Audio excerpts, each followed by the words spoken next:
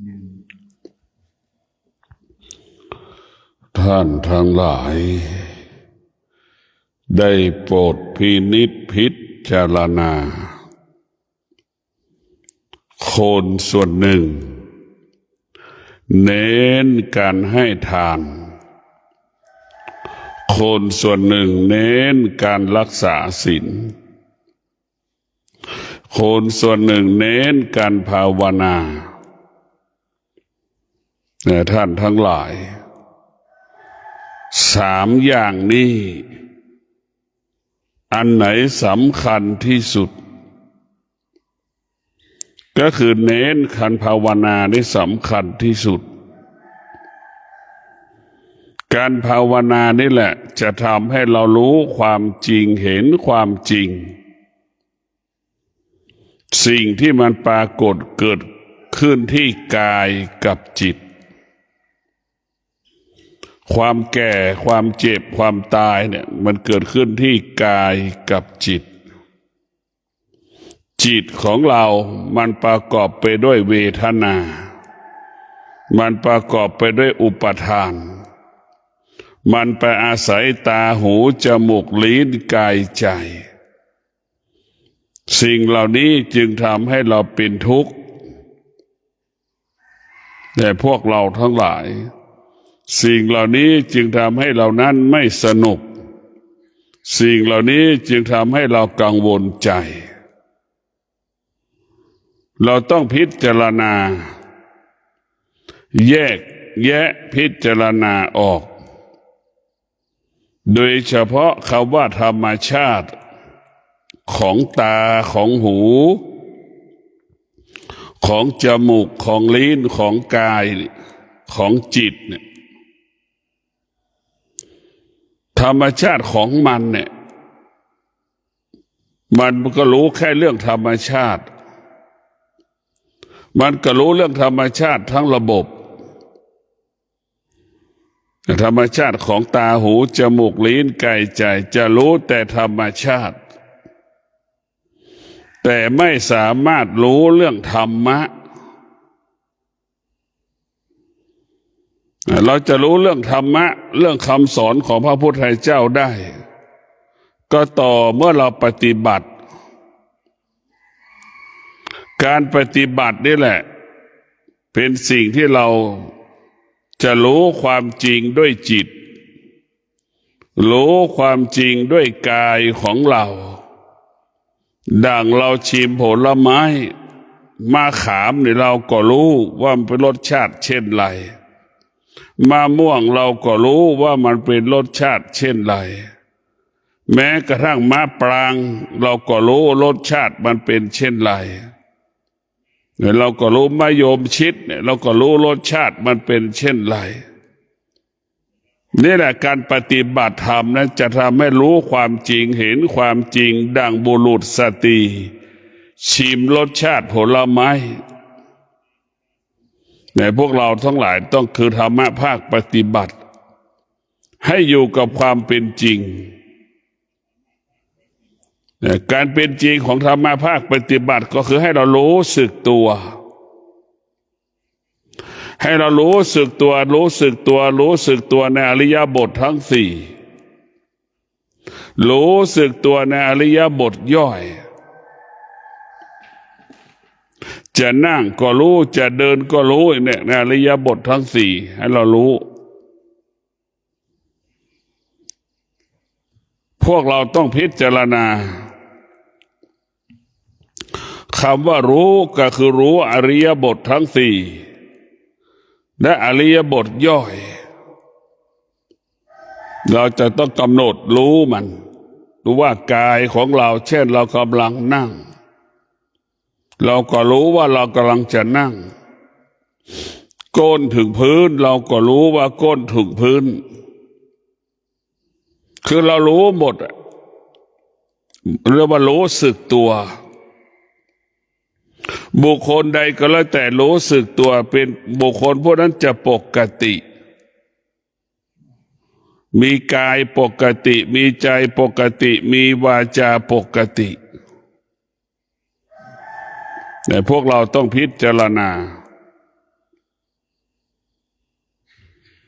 บุคคลที่มีสติสัมปชัญญะ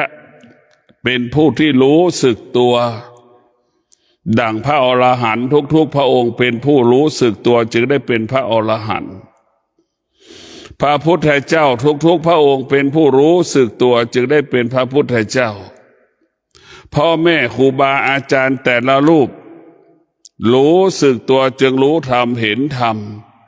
จึงได้บรรลุธรรมสิ่งที่พระพุทธเจ้าค้นพบก็เพราะเขาว่ารู้สึกตัวนี่แหละรู้สึกตัวนี่แหละพวกเราทั้งหลายรู้แล้วก็ให้เราละธรรมะภาคปฏิบัติให้เรารู้เฉยๆธรรมะภาคปฏิบัติไม่ให้เราไปยึดติดในสิ่งที่เรารู้แต่ธรรมะปฏิบัติไม่ให้เราไปยึดติดในสิ่งที่เรารู้แต่เราต้องพิจารณาว่าธรรมะภาคปฏิบัติไม่ให้เรายึดติดในสิ่งที่เรารู้ส่วนมากเรารู้แล้วเราไปยึดติดสิ่งที่เรารู้แล้วเราก็ไปหลงสิ่งที่เรารู้คนส่วนมากหลงสิ่งที่เรารู้มันจึงทำให้เราไม่สามารถออกจากสิ่งที่เรารู้ได้มันเสียเวลาเราไปยึดติดในสิ่งที่เรารู้มันเสียเวลาพระพุทธเจ้าก็บอกแล้วว่าสิ่งมีชีวิตก็ดีสิ่งที่ไม่มีชีวิตก็ดีมันเป็นสิ่งที่ไม่เที่ยงสิ่งที่เรารู้สิ่งที่เรารู้สึกสิ่งที่เรากระทบสิ่งที่เราสัมผัสมันเป็นสิ่งที่ไม่เที่ยงเพราะฉะนั้นเราสรุปแล้วว่าสิ่งที่เรารู้ตาทางตาทางหูจมูกลิ้นกายใจเป็นสิ่งที่ไม่เที่ยงเมื่อเรารู้ว่าสิ่งที่เรารู้ตาหูจมูกลิ้นกายใจเป็นสิ่งที่ไม่เที่ยงนี่เรารู้เราก็ละตาเห็นรูปก็ละหูได้ยินเสียงก็ละ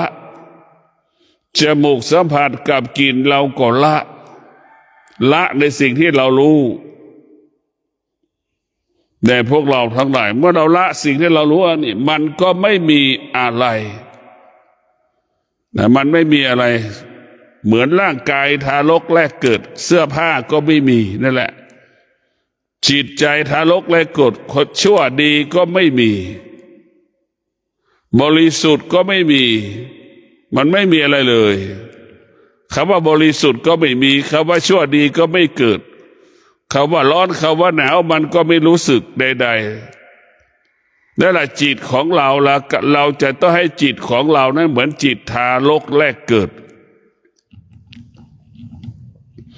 ทุกวันในจิตเราเป็นจิตหนุ่มสาวมันมโนปรุงแต่งจิตเราเป็นจิตหนุ่มจิตสาวมโนปรุงแต่งไม่มีวันจบสิ้นนะมันไม่มีวันจบสิ้นให้เราเข้าใจนะไม่มีวันจบสิ้นเราโปรดพิจารณาว่าชีวิตของเราจิตของเรากายของเรานี่จำเป็นต้องได้รับการฝึกฝนอบรมให้รู้เรื่องธรรมะ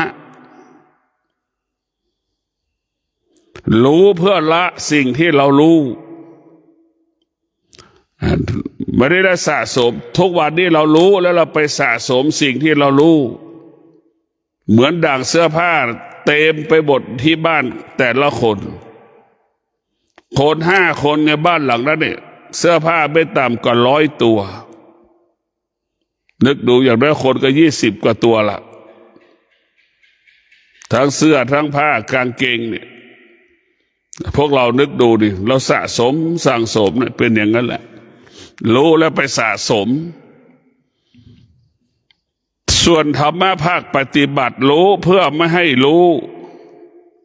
ทุกเรื่องทุกมิติไม่ให้ไปยึดติดในสิ่งที่เรารู้ธรรมะปฏิบัติหน้าที่ของจิตก็คือรู้สึกตัวแค่นั้นแหละให้รู้สึกตัวให้รู้สึกตัวเท่านั้น ให้รู้เวลานั่งสมาธิก็ให้รู้ลมหายใจเข้าออกการนั่งสมาธิก็ให้เรารู้สึกว่ามันเจ็บมันปวดก็ให้เรารู้สึกเราจะไม่เข้าไปยึดติดในสิ่งที่เรารู้เราจะไม่ตอบสนองสิ่งที่เรารู้เราจะไม่ตอบสนองสิ่งที่เรารู้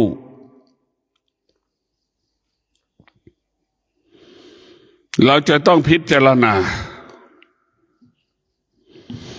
ธรรมะภาคปฏิบัติเนี่ย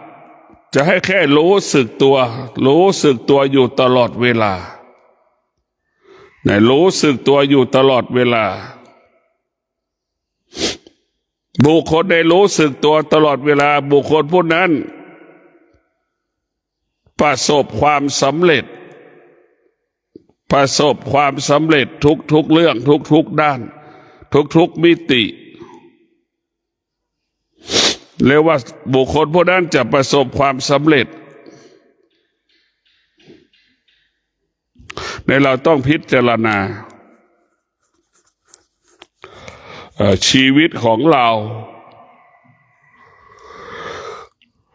ต้องให้ชีวิตพึ่งพาธรรมะอาศัยธรรมะก็คือตนแลเป็นที่พึ่งแห่งตนส่วนมากชีวิตเราไปอาศัยบุคคลอื่นๆนั่นคืออาศัยธรรมชาติถ้าเราอาศัยธรรมชาติแล้วเราจะมีแต่คำว่าเสียใจมีแต่คำว่าไม่สบายใจเนี่ยถ้าเรามีธรรมชาติแล้วจะมีแต่คำว่าเสียใจมีแต่คำว่าไม่สบายใจพวกเราต้องพิจารณา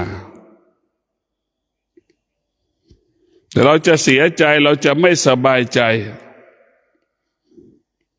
ถ้าหัวใจเรามีแต่ธรรมชาตินั่นเพราะธรรมชาติมันเปลี่ยนแปลงได้ตลอดมันไม่สามารถตอบสนองเราได้ส่วนธรรมะนั้นมันพึ่งพาตนเองอาศัยตนเองเราตอบสนองตนเองได้ตัวเราเองเราพึ่งพาตนเองได้ตัวเราเองดังพระพุทธเจ้าบรรลุธรรมได้เพราะตัวของเราเองดังพระอรหันต์บรรลุธรรมได้ตัวเราเองตนแลเป็นที่พึ่งแห่งตน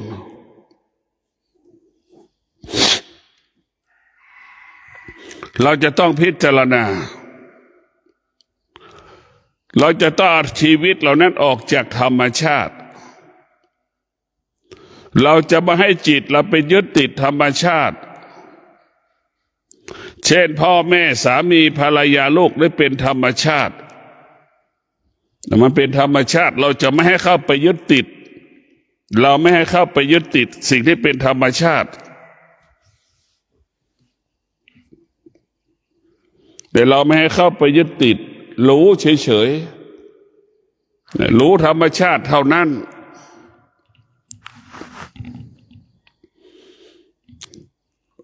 ดูแลเราเขามาดูแลเราก็รู้เฉยๆว่าเขามาดูแลเราเขาไม่มาดูแลเราก็รู้ว่าตนแลเป็นที่พึ่งแห่งตนแต่พวกเราทุกคนรู้จงรับรู้ความเป็นจริงว่าไม่มีใครอยู่กับเราได้ไม่มีใครอยู่กับเราได้มีแต่ธรรมะคือสติรู้สึกตัวเท่านั้นมีแต่ธรรมะสติสัมปชัญญะให้เรารู้สึกตัวเท่านั้นรู้สึกตัวนั่นแหละคือการตื่นรู้การรู้สึกตัวนั่นคือการตื่นรู้การตื่นรู้เมื่อจิตมันตื่นรู้จิตนั้นจะอยู่กับความเป็นจริงจิตตื่นรู้จิตจะอยู่กับความเป็นจริงจิตนั้นมันตื่นรู้มันจะอยู่กับความเป็นจริงพวกเราได้พิจารณาชีวิตของเรามันต้องพึ่งพาหลักธรรมคำสอนของพระพุทธเจ้าดังที่กล่าวมาแล้วว่าพ่อแม่สามีภรรยาลูกนะ ไม่สามารถอยู่กับเราได้ไม่สามารถเป็นที่พึ่งของเราได้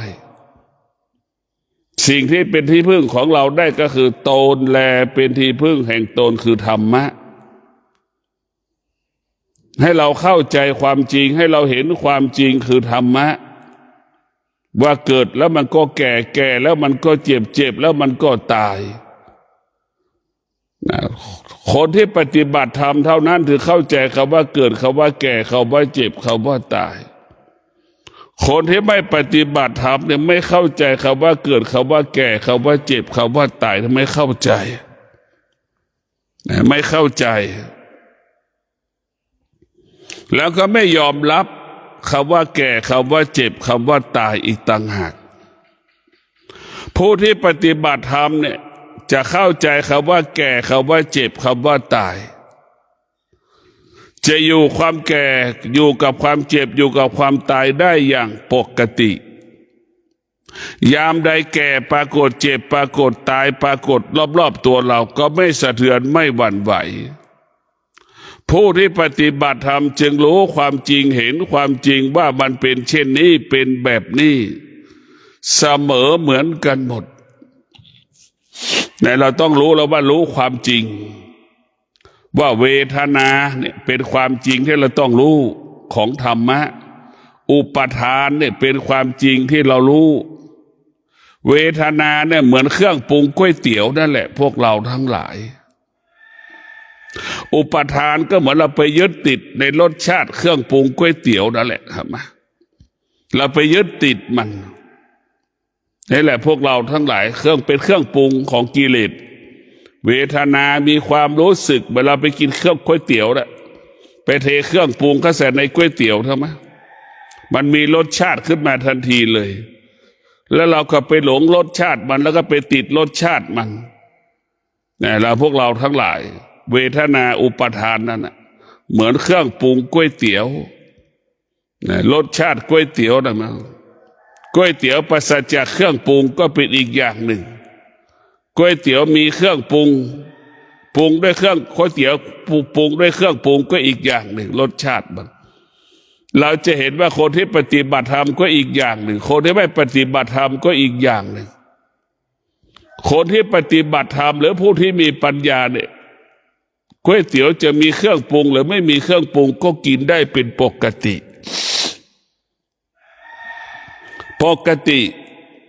คนที่ไม่ปฏิบัติธรรมเนี่ยจะกินก๋วยเตี๋ยวต้องมีเครื่องปรุงถ้าไม่มีเครื่องปรุงกินไม่ได้นะมันแตกต่างกันคนที่ปฏิบัติธรรมได้มีปัญญาเนี่ยจะรู้ว่ากินให้มันอิ่มแต่คนที่ไม่ปฏิบัติธรรมนั่นกินเพื่ออร่อยมันแตกต่างกันนะถามว่ามันเป็นความจริงมันเป็นความจริงที่ยังไม่ใช่ความจริงความจริงของความจริงก็คือการกินข้าวรับประทานอาหารเนี่ยให้มันหายหิวเท่านั้นกินแล้วให้มันเกิดประโยชน์ก่อประโยชน์ต่อตนเองเท่านั้นแต่พวกเราต้องพิจารณาแบบนี้เราต้องมีสติรู้สึกตัวนี่ตลอดเวลาดังพ่อแม่สามีภรรยาลูกเนี่ยที่มีสติรู้สึกตัวนี่จะเป็นผู้ที่ไม่โมโหจะเป็นผู้ที่ไม่หงุดหงิดนะไม่โมโหไม่หงุดหงิดเป็นผู้ที่รู้สึกตัวเราจะรู้แล้วว่าเป็นผู้ไม่โมโหไม่หงุดหงิดเป็นผู้ที่รู้สึกตัวบุคคลที่รู้สึกตัวเนี่ยพวกเราทั้งหลายรู้สึกตัวนี่สำคัญที่สุดให้เราอยู่เย็นเป็นสุขก็เพราะเรารู้สึกตัวนี่แหละอยู่เย็นเป็นสุขโชคดีดวงดีก็เพราะเรารู้สึกตัวนี่แหละคือเกิดคำว่าโชคดีดวงดีในพวกเราทั้งหลายเราจะทำจะร่ำจะรวยก็เพราะเรารู้สึกตัวนี่แหละจะร่ำจะรวยมีกินมีใช้มีทรัพย์มีสมบัติ ก็เพราะเรามีรู้สึกตัวนี่แหละคือมีสติสัมปชัญญะรู้สึกตัวเมื่อมันรู้สึกตัวมันก็ได้ทำหน้าที่นั้นสมบูรณ์แบบดังพระพุทธเจ้าทำหน้าที่การเป็นพุทธเจ้าดังพระอรหันต์ทำหน้าที่เป็นพระอรหันต์ระหว่างที่ระหว่างที่กำลังฝึกหัดเรียนรู้ธรรมจะเป็นพุทธเจ้าก็ทำหน้าที่การเป็นนักบวชให้สมบูรณ์แบบรู้สึกตัวนี่แหละคือการทำให้เราประสบความสำเร็จดังพระพุทธเจ้ารู้สึกตัวจึงทำให้พระพุทธเจ้าได้เป็นพระพุทธเจ้าเพราะรู้สึกตัวนะพวกเราทั้งหลายรู้สึกตัวเนี่ยมันจะบังคับให้เราอดทนรู้สึกตัวมันจะไม่ให้เราหลงสิ่งที่เรารู้มันจะไม่ให้ยึดติดในสิ่งที่เรารู้แม้กระทั่งกิเลสตัณหาราคะที่มันปรากฏมันก็จะหยุดเพราะมันรู้ว่ามันไม่เที่ยงเราไม่รู้ว่าเป็นของเป็นพิษความโลภความโกรธความหลงกิเลสตัณหาราคะเป็นสิ่งที่เป็นพิษเป็นสิ่งที่เป็นโทษมันจะพิจารณาว่าเป็นสิ่งที่เป็นพิษเป็นโทษต่อการดำเนินชีวิตการเป็นผู้ปฏิบัติธรรมมันเป็นโทษแต่เราต้องเข้าใจว่าการเป็นโทษรูปนี่ก็เป็นโทษต่อตาเสียงก็เป็นโทษต่อหูกลิ่นก็เป็นโทษต่อจมูกพวกเราทั้งหลายรสชาติผลไม้อาหารก็เป็นโทษต่อลิ้นมันเป็นโทษมันไม่ได้สร้างสรรค์นะจะว่ามันจะเป็นโทษหมดส่วนมากโดยปกตินอกจากเราปฏิบัติธรรมประพฤติธรรมเข้าถึงธรรมรูปไม่มีโทษเพราะเราอยู่เหนือรูปเสียงก็ไม่เป็นโทษเพราะเราอยู่เหนือเสียงกลิ่นก็ไม่เป็นโทษเพราะเราอยู่เหนือกลิ่นสัมผัสกับรสชาติมะขามมะม่วงเราก็อยู่เหนือมันนี่เราจะอยู่นะเมื่อเราอยู่เหนือมันเนี่ยมันก็ไม่มีอะไรเนี่ยพวกเราทั้งหลายแล้วมันไม่มีอะไรเลยเราอยู่เหนือสิ่งที่เรารู้เนี่ยเราต้องอยู่เหนือสิ่งที่เรารู้เราต้องพิจารณาว่าสติสัมปชัญญะเรารู้สึกตัวเนี่ยเรารู้สึกตัวเนี่ยเป็นมงคลกับชีวิตเนี่ยรู้สึกตัวได้เป็นมงคลกับชีวิตหรือสิ่งดีงามๆสิ่งที่ดีๆจะเกิดขึ้นกับชีวิตของเราเมื่อเรารู้สึกตัวนี่แหละรู้สึกตัวนี่แหละนอนแล้วมีความสุขก็เพราะเรารู้สึกตัวนี่แหละเราจะไม่คิดถึงอดีตนี่เราจะนอนเรารู้สึกตัวเราจะไม่คิดถึงอนาคตนี่แหละเรารู้สึกตัวเราจะอยู่กับปัจจุบันเท่านั้นเนี่ยแหละคือบุคคลที่มีสติสัมปชัญญะจะเป็นผู้ที่รู้สึกตัวอยู่ตลอดเวลาจะให้ค่าการรู้สึกตัวอยู่ตลอดเวลาเราจะรู้สึกตัวว่าเราแก่เรารู้สึกตัวว่าเราเจ็บเราป่วยเรารู้สึกตัวว่าความตายกำลังจะปรากฏเนี่ยผู้ที่มีสติสัมปชัญญะจะเป็นผู้รู้สึกตัวเรื่องร่างกายของเราจะเน้นการรู้เขาว่าผู้ที่มีสติสัมปชัญญะจะเน้นกายกับจิตเป็นหลักจะเน้นเขาว่าสิ่งทั้งหลายทั้งปวงมันไม่เที่ยงแล้วก็อยู่เหนือสิ่งที่มันไม่เที่ยงนะพวกเราทั้งหลายอยู่กับสิ่งที่มันไม่เที่ยงเราจงรับรู้ว่าอยู่กับสิ่งที่มันไม่เที่ยงเราได้โปรดพินิจพิจารณาสิ่งใดที่มันไม่เที่ยงมันเป็นทุกข์มนุษย์ทั้งหลายขาดสติขาดปัญญาครอบครองสิ่งที่มันไม่เที่ยงยึดถือสิ่งที่มันไม่เที่ยงในชีวิตของเราผู้ที่มีสติสัมปชัญญะจะเห็นกายของเราและเป็นสิ่งศักดิ์สิทธิ์เห็นกายของเราเป็นสิ่งศักดิ์สิทธิ์คนที่ขาดสติขาดปัญญาก็จะเห็นเทวรูปเป็นสิ่งศักดิ์สิทธิ์แต่พวกเราทั้งหลาย คำว่าศักดิ์สิทธิ์ก็หมายถึงสติของเราเนี่ยแหละเมื่อเรามีสติสัมปชัญญะเราจะเป็นผู้ศักดิ์สิทธิ์เราจะเป็นผู้ที่มีวาจาสิทธิ์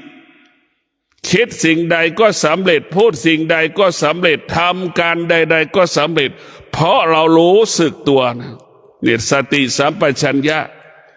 ให้เรารู้สึกตัวเมื่อเรารู้สึกตัวได้แต่พวกเราจะทำให้เรานั้นสบาย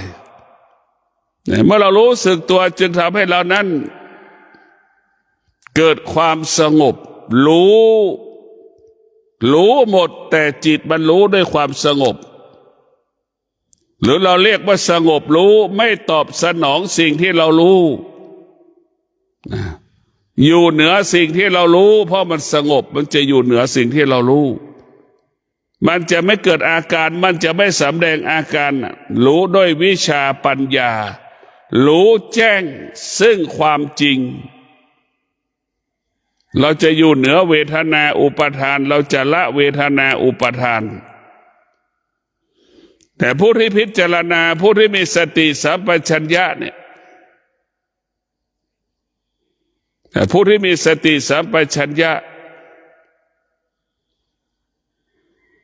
จะเห็นกายของตนเห็นกายของตนเป็นสิ่งสำคัญรูปก็ดีเวทนาก็ดีเนี่ย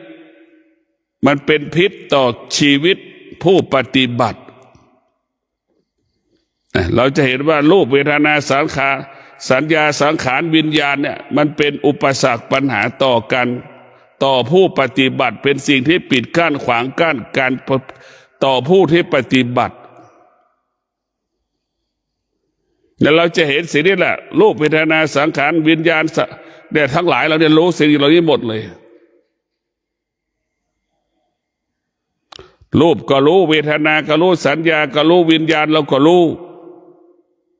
เราจะรู้มันแล้วก็อยู่เหนือมันรู้มันเราก็ละมันรู้มันเราก็ไม่ตามรู้มัน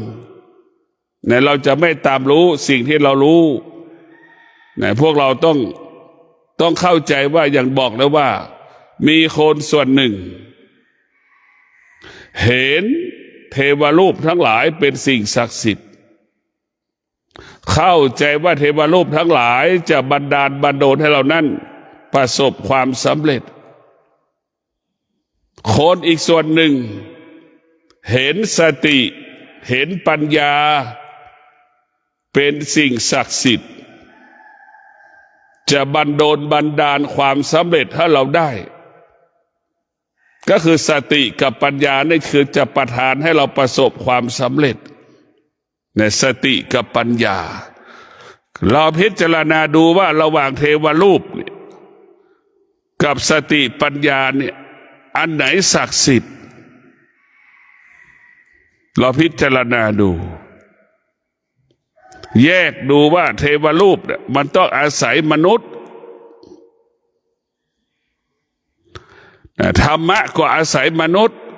แต่ธรรมะจะชีวิตมนุษย์จะต้องอาศัยปัญญาเมื่อเรามีสติเรามีปัญญานี่แหละพวกเราทั้งหลายเราจะเรียกว่าเราจะประสบความสำเร็จสติปัญญานี่แหละจะบันดาลให้เรานั้นสมปรารถนาแต่สติปัญญาจะทำให้เราสมปรารถนาในสิ่งที่เราต้องการและปรารถนาเราจะได้หลงทางได้พวกเราทั้งหลายจะได้หลงทางมาได้เราเพราะเราธรรมะนี่แหละจะทำให้เราสมปรารถนาธรรมะนี่แหละถ้าทำให้เราอบอุ่นก็คือธรรมะนี่แหละทำให้เราอบอุ่นเพราะธรรมะความรู้สึกดีๆนี่แหละคือธรรมะสติสัมปชัญญะใช่ได้รับความรู้สึกดีๆจากบุคคลอื่นเมื่อคนทุกคนมีสติสัมปชัญญะเนี่ยเราจะมอบความรู้สึกดีๆให้กันและกันเนี่ยเรามีสติสัมปชัญญะเราจะให้ความรู้สึกดีๆต่อกันและกันเนี่ยพวกเราทั้งหลายเราจะไม่เบียดเบียนกันเรามีสติสัมปชัญญะ เราจะดูแลกันยามที่เราเจ็บป่วยเราจะช่วยเหลือเกื้อกูลการที่เราประสบปัญหานี่คือสติสัมปชัญญะมันจะบอกมันจะสอนให้เรารู้เรื่องความจริงทั้งสิ้นแต่พวกเราต้องมีสติรู้สึกตัวจะได้หลงทางว่าสิ่งนั้นสิ่งนี้จะทำให้เรานั้นเป็นอย่างนั้นทำเป็นอย่างนี้ทุกอย่างมันต้องเกิดจากการฝึกฝนอบรมมันจะเกิดคำว่าสำเร็จได้ในพวกเราแต่ถ้าเราขาดสติเนี่ยมันก็เหมือนคนบ้าเมื่อเราขาดปัญญาก็ไม่แตกต่างจากคนพิการคนเป็นอัมพฤกษ์อัมพาตใช่ไหมแล้วมันทำอะไรได้คนเป็นอัมพฤกษ์อัมพาตใช่ไหมมันทำอะไรไม่ได้นั่นแหละถ้าเราขาดปัญญาจะเป็นอย่างเช่นคนเป็นอัมพฤกษ์อัมพาตถ้าเรามีปัญญาก็เหมือนคนปกติทั่วไปทำอะไรก็ได้หมดทุกอย่างไม่ว่าสิ่งที่มันยากก็ทำได้สิ่งที่มันง่ายก็ทำได้สิ่งที่มันหนักก็ทำได้สิ่งที่เบาก็ทำได้สิ่งที่ไม่รู้มันก็รู้นั่นแหละคือพวกเราทั้งหลายปัญญาจะเป็นดังคนปกติเราจะพิจารณาความจริงอย่างนี้แหละหลักธรรมคำสอนพระพุทธเจ้ามันเปรียบเทียบให้เราเห็นธรรมชาติแต่มันหงายแล้วก็จะคว่ำเราจะเห็นธรรมก็เห็นธรรมชาติธรรมชาติจะเป็นเหตุให้เรารู้ธรรมะจะเป็นเหตุให้เราอยู่เหนือรู้นะพวกเราเข้าใจธรรมชาติเป็นเหตุให้เรารู้ธรรมะทำให้เราอยู่เหนือสิ่งที่เรารู้เราต้องเข้าใจคำนี้ชีวิตของมนุษย์ทั้งหลายส่วนมากตกอยู่ใต้ความรู้นะตกอยู่ใต้สิ่งที่เรารู้หมดตกอยู่ใต้อารมณ์ความรู้สึกของตนเองหมดเรียกว่าเราเป็นทาสของตนเองเป็นทาสอารมณ์ของตนเองเป็นทาสในการรับรู้ตาเห็นรูปเราก็เป็นทาสมาแล้วหูได้ยินเสียงก็เป็นทาสของมันจมูกสัมผัสกับกลิ่นเราก็เป็นทาสของมันแล้วลิ้นสัมผัสกับรสชาติอาหารก็ไปติดก็เป็นทาสของรสชาติอาหารได้อีกเห็นไหมแล้วเราจะมีชีวิตเป็นอิสระได้อย่างไรเราพิจารณาดูเราเป็นทาสมันหมดนอกจากเรามากลับมาปฏิบัติธรรมที่นั้นเราบอกเราจะมาปฏิบัติธรรมให้เรารู้สิ่งที่มันเป็นอนิจจังทุกขังอนัตตารู้สิ่งที่มันเป็นเวทนาและอุปทานรู้ว่าขันธ์ทั้งห้านี่แหละจะทำให้เรานั้นออกจากธรรมชาติได้เราจะเห็นสิ่งที่มันธรรมชาติเป็นของว่างเปล่าหมดมันเป็นสิ่งไม่เที่ยงมันเป็นสิ่งที่ไม่เที่ยงคือเราจะเห็นธรรมชาติจะแบบนั้นแบบนี้แต่พวกเราต้องเข้าใจว่าธรรมชาติมันเป็นผู้ที่ไม่สงบธรรมชาติจิตของเราต่างหากที่ฝึกฝนอบรมแล้วจิตเราจะสงบจิตของเรานั้นจะเป็นจิตผู้รู้พวกเราต้องเข้าใจเราต้องพิจารณาว่าตนแลเป็นที่พึ่งแห่งตนนี้มันสำคัญขนาดไหนนี่เราต้องพิจารณาตนแลเป็นที่พึ่งแห่งตนนี่มันสำคัญขนาดไหนเนี่ยมันสำคัญมากนะยามที่เราป่วยจะมีคนตักข้าวใส่ปากเรา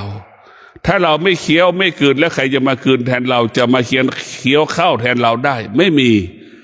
ใครเคี้ยวข้าวแทนเราได้นะพวกเราทั้งหลายที่สุดมันก็คือตนแลเป็นที่พึ่งแห่งตนเราเข้าไม่ถึงที่สุดเราเข้าใจว่าพ่อแม่จะเป็นที่พึ่งของเราช่วยเราได้สามีช่วยเราได้ภรรยาช่วยเราได้เราเข้าใจแบบนั้นในเราเข้าใจอย่างนั้นน่ะพวกเราต้องพิจารณาดูที่สุดมันก็คือตนแลเป็นที่พึ่งแห่งตนเคี้ยวข้าวแล้วก็ต้องเคี้ยวเองลืนเองเราก็กลืนข้าวเองเลยนะเนี่ยเป็นอย่างนั้นแหละโดยเฉพาะวันนี้เป็นวันพระ ผู้ที่มีสติสัมปชัญญะจะเป็นผู้รู้สึกตัวเป็นผู้ที่รู้สึกตัววันนี้เป็นวันพระตื่นนอนบางคนก็จะเตรียมตัวเป็นนอนวัดอย่างเงี้ยเป็นบุคคลที่มีสติสัมปชัญญะบางคนก็ไม่สามารถไปนอนวัดได้บางคนก็จะงดเว้นในการงดเว้นจากสิ่งต่างๆกลับมารักษาศีลบุคคลที่มีสติก็จะรักษาศีลวันนี้บุคคลที่มีสติก็จะเป็นผู้กินเจ1 มื้อวันนี้วันพระใหญ่อย่างเงี้ยกินเจไม่กินเนื้ออย่างเงี้ยพวกเราทั้งหลายการที่เราไม่กินเนื้อก็เป็นการสร้างวิริยะภาคเพียรสร้างความอดทนให้กับชีวิตเราเราจะเปลี่ยนแปลงพฤติกรรมของเราเคยกินผักเนี่ยเราจะเปลี่ยนแปลงพฤติกรรมของเราเนี่ยมันจะเปลี่ยนแปลงพฤติกรรมจากเรากินเนื้ออย่างเงี้ยเราจะงดเนื้อมากินผักนี่เราต้องพิจารณาชีวิตเราต้องประกอบไปด้วยธรรมก็คือมีสติสัมปชัญญะรู้สึกตัวเราก็เป็นคนปกติเป็นคนบริสุทธิ์สติสัมปชัญญะก็เปรียบเสมือนผู้รักษาการเป็นมนุษย์สติสัมปชัญญะก็เปรียบเสมือนผู้ส่งเสริมให้มนุษย์เป็นมนุษย์ที่ประเสริฐเนี่ยสติสัมปชัญญะทำให้มนุษย์เป็นมนุษย์เหนือมนุษย์ทำให้มนุษย์อยู่เหนือมนุษย์ดังเจ้าชายสิทธัตถะเป็นศาสดาเอกของโลกนั่นแหละแต่พวกเราต้องพิจารณาสติสัมปชัญญะเนี่ยมันคุมทุกอย่างในพวกเราจะรู้ธรรม84,000 พระธรรมขันธ์ได้ก็เราต้องอาศัยสติสัมปชัญญะเท่านั้นถ้าเราไม่รู้สึกตัวเราก็ไม่สามารถรู้ธรรม84,000 พระธรรมขันธ์นั้นได้การจะบรรลุธรรมเห็นธรรมได้ก็เพราะสติสัมปชัญญะทำให้เราบรรลุธรรมเห็นธรรมแต่พวกเราให้เข้าใจอย่างนั้นเราจะบรรลุธรรมได้ก็เพราะนี่แหละสติสัมปชัญญะนี่แหละจะทำให้เราบรรลุธรรมเห็นธรรมเราจะละสิ่งที่เรารู้ก็เพราะเราสติสัมปชัญญะนี่แหละเราจะอยู่เหนือสิ่งที่เรารู้ก็เพราะสติสัมปชัญญะนี่แหละจนถึงที่สุดสติสัมปชัญญะก็คือเป็นบ่อเกิดแห่งปัญญาเป็นเหตุให้เกิดปัญญาคำว่ารู้สึกตัวมันประกอบไปด้วยวิชาปัญญาทั้งสิ้นอยู่ในร่างกายของเราวิชาปัญญา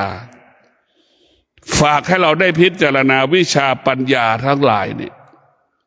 มันเป็นความจริงที่พระพุทธเจ้าค้นพบเมื่อเรามีวิชาปัญญาแล้วความว่ามั่นคงมันจะเกิดจิตมันจะมั่นคงในพวกเราทั้งหลายถ้าเรามีวิชาปัญญาและจิตเราจะมั่นคงจิตของเรามันอาศัยตานะตาเห็นรูปมันก็มั่นคงวิชาปัญญาจะทำให้ตาเรามั่นคงทำให้หูมันมั่นคงเมื่อหูมันรับรู้เรื่องเสียงมันจะไม่ถูกกิเลสหลอกเพราะมันมีวิชาปัญญามันจะเห็นแจ้งเห็นจริงสิ่งที่มันปรากฏทางตาทางหูเป็นสิ่งที่ไม่เที่ยงเนี่ยเห็นไหมวิชาปัญญามันก็จะอยู่เหนือสิ่งที่มันไม่เที่ยงทั้งหมดสิ่งที่ไม่เที่ยงก็เปรียบเสมือนขยะวิชาปัญญาก็เหมือนคนเก็บขยะกวาดขยะนั่นแหละจนถึงที่สุดขยะก็หมดไปจากพื้นที่ที่เรากวาดที่สุดเรามีวิชาปัญญากิเลสตัณหาราคะมันก็หลุดไปจากชีวิตเราออกไปจากจิตใจของเราจนถึงที่สุดเราก็ได้บรรลุธรรมเห็นธรรมเพราะวิชาปัญญานี่แหละในพวกเราทั้งหลายวิชาปัญญาจึงทำให้รู้ธรรมเห็นธรรมที่พระพุทธเจ้าค้นพบให้เราเข้าใจแบบนี้เราเห็นไม่อยากเห็นวิชาปัญญาไม่ก็เหมือนเจ้าพนักงานกวาดขยะเก็บขยะนั่นแหละ ความโลภความโกรธความหลงสิ่งที่เรารู้สึกสารพัดความรู้สึกมันก็เหมือนขยะนั่นแหละวิชาปัญญาก็เหมือนคนเก็บขยะแต่ผู้ที่บรรลุธรรมได้จะเป็นผู้เก็บขยะนั่นแหละขยะจะหมดสิ้นไปจากพื้นที่ที่รับผิดชอบได้ก็เพราะวิชาปัญญานั่นแหละบอกให้เราอดทนอดทนเนี่ยคนเก็บขยะอดทนอดทนน่ะมันจะหมดเลยวิชาปัญญาเท่านั้นจะทำให้เรานั้นรู้ความจริงเห็นความจริงว่าความโลภความโกรธความหลงความอยากทั้งปวงเป็นบ่อเกิดแห่งกิเลสตัณหาราคะทั้งสิ้นให้เรารู้วิชาปัญญาให้เรารู้ว่าการที่เราจะหลุดพ้นจากธรรมชาติได้เราต้องมีสติรู้สึกตัวแล้วก็มีวิชาปัญญาเราถึงจะข้ามพ้นสิ่งเหล่านี้ได้เราจะไม่ให้ค่าสิ่งที่เรารู้เราจะไม่ให้ค่าสิ่งที่เราสัมผัสรู้สึกเราจะไม่ให้ค่าเวทนาเราก็ไม่ให้ค่าอุปทานเราก็ไม่ให้ค่าขันธ์ห้าเราก็ไม่ให้ค่ามันเราจะไม่ให้ค่าสิ่งใดสิ่งหนึ่งเราจะให้ค่าธรรมเท่านั้นเราจะให้เรารู้สึกตัวอยู่กับธรรมในรู้สึกตัวอยู่กับธรรมธรรมเท่านั้นจะทำให้เรานั้นสงบสุขธรรมเท่านั้นจะทำให้เรารู้แจ้งรู้ความจริงว่าร่างกายของเราเป็นสิ่งที่ไม่เที่ยงจิตของเราก็เป็นสิ่งที่ไม่เที่ยงเราจะต้องรู้ความจริงตามความเป็นจริงดังคำว่ารู้ผู้รู้ไม่มีเหตุผลผู้รู้จะไม่สงสัยผู้รู้ก็จะรู้สึกตัวอยู่ตลอดเวลาแค่นั้นแหละผู้ที่ไม่รู้ก็จะมีเหตุมีผลสงสัยในเหตุในผลไม่มีวันจบสิ้นก็ขอให้พวกเราได้พิจารณาสติสัมปชัญญะให้เรารู้สึกตัวให้เรารู้สึกตัวให้เรารู้สึกตัวตลอดกาลเวลาเมื่อเรารู้สึกตัวแล้วชีวิตเราคิดสิ่งใดก็สำเร็จพูดสิ่งใดก็สำเร็จทำการใดๆก็สำเร็จเรารู้สึกตัวก็ขอความสุขสวัสดีจงเกิดแก่ท่านทั้งหลายขอให้ท่านทั้งหลายเป็นผู้ที่มีสติสัมปชัญญะจะปฏิบัติธรรมก็ประสบความสำเร็จปฏิบัติหน้าที่ก็ประสบความสำเร็จค้าขายก็ประสบความสำเร็จเจรจาสื่อสารทำการใดๆก็ประสบความสำเร็จเพราะเรามีสติสัมปชัญญะเพราะเรารู้สึกตัวทำอะไรก็ประสบคำว่าสำเร็จขอเจริญพร